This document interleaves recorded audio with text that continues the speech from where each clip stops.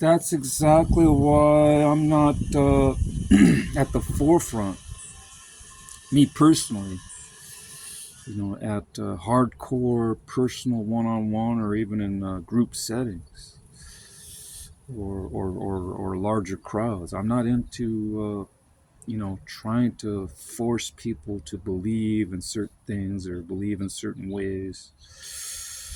I'm not out there being ultra enthusiastic and it's really kind of I know that is promoted, and that's how it is, and it's a command of certain religious uh, doctrines and teachings.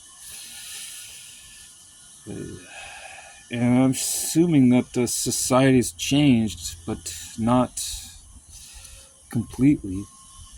I believe people still think the same way as they did thousands of years ago. We just have maybe more advanced thinking because of the use and aid of technology and knowledge at our disposal. We have more information about how life really works in the scientific community. So it has bettered our thinking.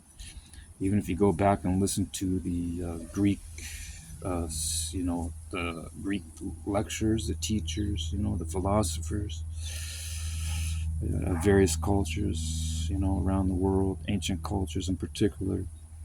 Some of the stuff that they brought to the forefront was pretty valid. They had questions about the nature of reality, the meaning of life, Monty Python. They had questions about origins and what's the basis for humanity's existence. Where did life originate? And those questions are still circulated amongst modern society. We definitely have, but we're able to make better inquiries into the situation because we have sophisticated scientific instruments that can see things on a minute, smaller than the eye can see technology, microscopes, telescopes, and radio waves, and all these technologies that can see the invisible world that they couldn't see 2,000 or 3,000 years ago. They didn't have the technology, presumably, although some of these ancient astronaut theorists believe they did because they were aided by aliens. But that's not confirmed. That's just a theory. Anyway, so we definitely certainly can validate a lot more what the ancients believed, whether or not it's still up in the air, undecided, or still or solved as a former mystery. But science doesn't disprove God. I believe science proves God. Proves that there's definitely a higher intelligence, a more powerful being that is greater than its creation. Life was not just a random accidental occurrence. Life was deliberate. There was a deliberate plan and design and orchestration of all planets in the universe and the cosmos and the Earth in particular. Everything was put into a pattern, a deliberate pattern, architecture, blueprints. Yeah, our DNA even. Our DNA is a blueprint. It's designed. It's not. It didn't just assemble itself. Just deciding one day, okay, I'm going to make this. I'm going to make that. No, it doesn't have. I don't think matter itself has cognitive reasoning abilities. You need an intelligence behind the whatever's the material is to assemble it, to put it together, to organize it, to build upon it, to structure it, to make it sound, to make it meaningful, to make it purposeful. That takes design, that takes thinking, that takes forethought.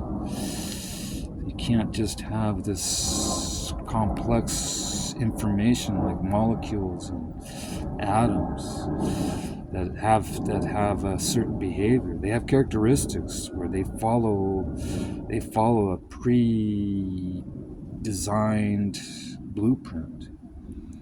When they make humans in the womb, when they make or life or any animals, they follow a blueprint. Yeah, who made the blueprint? Who made the plans? Who made the drawings? They don't just say, okay, I'm gonna put some hair over here, and I'm gonna put some eyes over here, and I'm gonna put some lips over here. They're gonna be big. They're gonna be small. No, no, they follow a pre-made blueprint.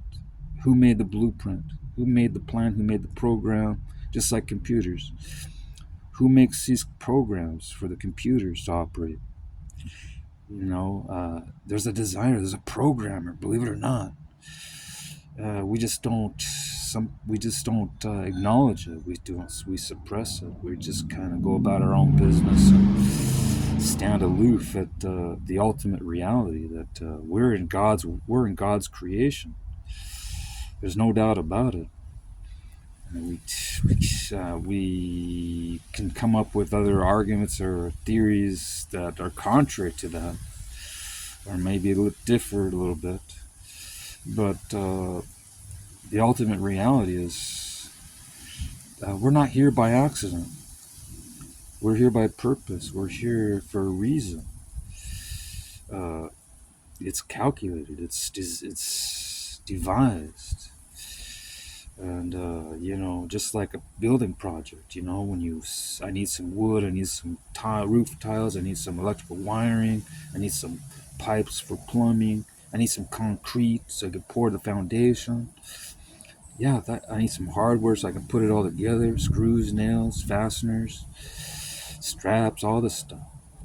And you need all this stuff to build a building or a structure.